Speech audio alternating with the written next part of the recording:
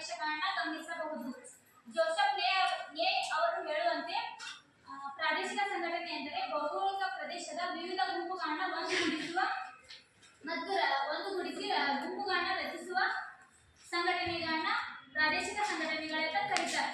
ಶೀತಲ ಸಮರದ ನಂತರ ಅನೇಕ ಪ್ರಾದೇಶಿಕ ಸಂಘಟನೆಗಳು ಬೆಳಕಿಗೆ ಬರ್ತಾವು. ಅವು ತಮ್ಮದೇ ಆದ ಕಾರ್ಯಗಳನ್ನ ಮತ್ತು ಕಾರ್ಯಗಳನ್ನ ಈಡೇರಿಸಿಕೊಳ್ಳಲು ಹೊರಹೊಮ್ಮುತ್ತವೆ. ಪ್ರಾದೇಶಿಕ ಸಂಘಟನೆಗಳು ಭೌಗೋಳಿಕ ಮತ್ತು ಸಾಮಾಜಿಕ ಸಾಂಸ್ಕೃತಿಕ ಹಿತಾಸಕ್ತಿಯನ್ನು ಹೊಂದುವ ಗುರಿಯನ್ನು ಹೊಂದಿರ್ತವೆ. ಪ್ರಾದೇಶಿಕ ಸಂಘಟನೆಗಳು 1950 ಮತ್ತು 60ರಲ್ಲಿ ಪ್ರಾದೇಶಿಕ ಸಂಘಟನೆಗಳು ಹಳೆಯ ಪ್ರಾದೇಶಿಕ ಸಂಘಟನೆಗಳು ಬೆಳಕಿಗೆ ಬರ್ತಾವೆ. ಆದ್ರೆ ಹೊಸ ಪ್ರಾದೇಶಿಕ ಸಂಘಟನೆಗಳು 1960ರಲ್ಲಿ ಯುರೋಪಿನ ಬೆಳಕಿಗೆ ಮಾರ್ಚ್ 1945ರಲ್ಲಿ ಅನೇಕ ಪ್ರಾದೇಶಿಕ ಸಂಘಟನೆಗಳು ಹೊಸ ಪ್ರಾದೇಶಿಕ ಸಂಘಟನೆಗಳು ಬೆಳಕಿಗೆ ಬರ್ತಾವೆ. ಉದಾಹರಣೆಗೆ ಸಂಘ ಲೀಗ್,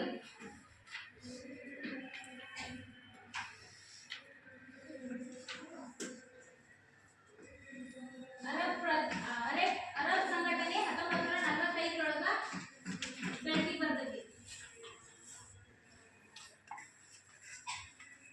ಯುರೋಪಿನ ಆರ್ಥಿಕ ಸಮುದಾಯವು 1958ರಲ್ಲಿ ಮತ್ತು ಪೆಟ್ರೋಲ್ ಉತ್ಪನ್ನ ರಫ್ತು ರಾಷ್ಟ್ರಗಳ ಸಂಘಟನೆ 1960ರಲ್ಲಿ, ಅಮೆರಿಕ ರಾಷ್ಟ್ರಗಳ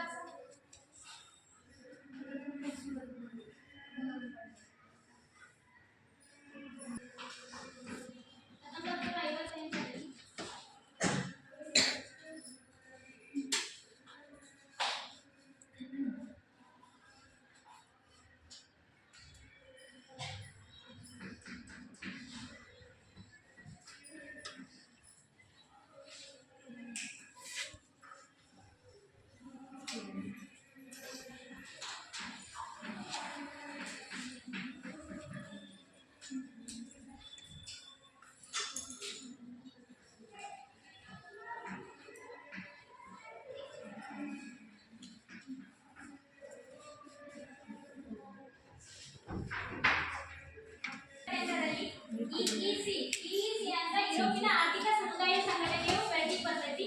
ಮತ್ತು 1960ರಲ್ಲಿ OPEC ಅಂದ್ರೆ ಪೆಟ್ರೋಲ್ ಉತ್ಪನ್ನಗಳ ರಫ್ತು ಸಂಘಟನೆ 1960ರಲ್ಲಿ ಬೆಳಕಿಗೆ ಬರ್ತೈತಿ.